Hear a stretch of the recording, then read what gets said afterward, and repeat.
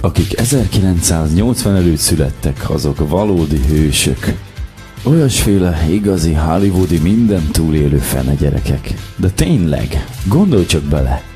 Az 1980 előtt születettek, azaz mi, kész csoda, hogy életben maradtunk. Nekünk még nem volt gyerekülésünk az autóban, sőt még biztonsági jöv se nagyon.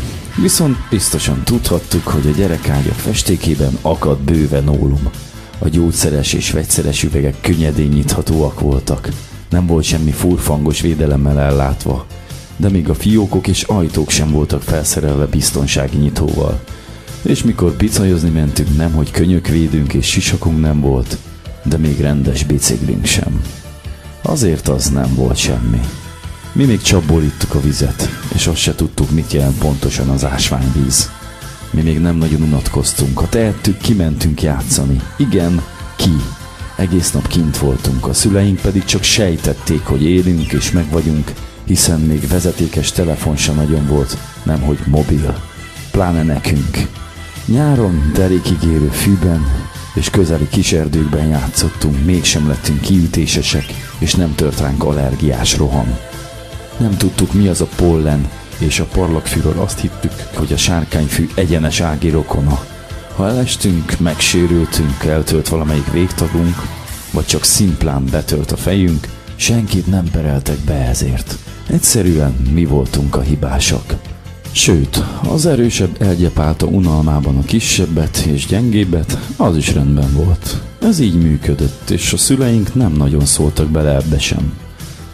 Étkezési szokásaink Sobert Norbi mércéjével mérve nap mint nap tartalmazták a halálos dózis többszörösét.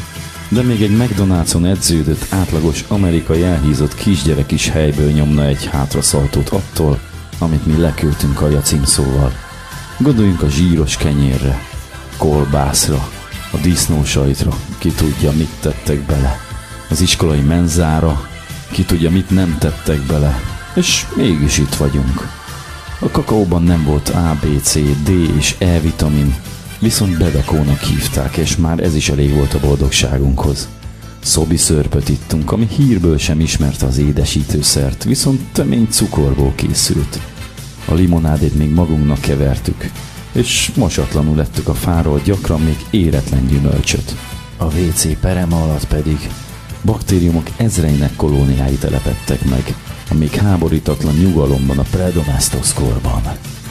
Volt néhány barát, aki már ismert olyat, akinek videója volt, vagy esetleg spektruma. Ez egyfajta számítógép volt. De szó sem volt PlayStationről, Xboxról, 64 TV csatornáról, és kábel tévéről, DVD-ről, surround soundról, internetről, vagy mobiltelefonról. Viszont voltak barátaink. Olyanok, akikkel találkoztunk kint az utcán, a focipályán, a pingpongasztaloknál. Hogyha mégse, akkor egyszerűen becsengettünk hozzájuk, és beengedtek. Nem kellett megkérdezni a szülőket. Sem a miénket, sem az övéket. Nem vittek és nem hoztak a szülők autóval. Mégis itt vagyunk. Nyakunkban lógott a lakáskulcs, mikor játszani mentünk, és nem ritkán fadarabokkal, botokkal harcoltunk. Labdával dobáltuk egymást. Mégis itt vagyunk. Nem ütöttük ki egymás szemét, a többi sebb pedig begyógyult.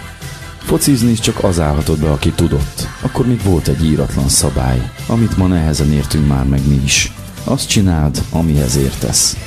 Aki pedig nem értett a focihoz, pláne nem tudta rendesen kirúgni az ellenfél bokáját. Az csak csalódottan nézhette a játékot a rácson túlról. Vagy odébb állhatott és más játékot, más játszótársakat kereshetett magának. A szerelmet nem brazil sorozatokból tanultuk, csak egyszerűen megéltük. Boldogan szaladtunk végig az utcán az első csók után úgy, mintha már sohasem akarnánk megállni. Ha egy tanár nyakon vágott, nem szúrtuk le egy késsel, és nem pereltük be, és nem sírtunk otthon a szülőknek, sőt, ha lehetett, el sem mondtuk. Ismertük a törvényt, és ha vétkeztünk, szüleink nem álltak mellénk. Megtanítottak úgy élni, hogy tudjuk, mit jelent a kötelesség, a bűntudat, a jó érzés, a felelősség. Ismertük ezeknek a szavaknak a mélységét. Ezek voltunk mi. Hősei egy letűnt kornak, amelyen a mostani fiatalok értetlenül mosolyognak.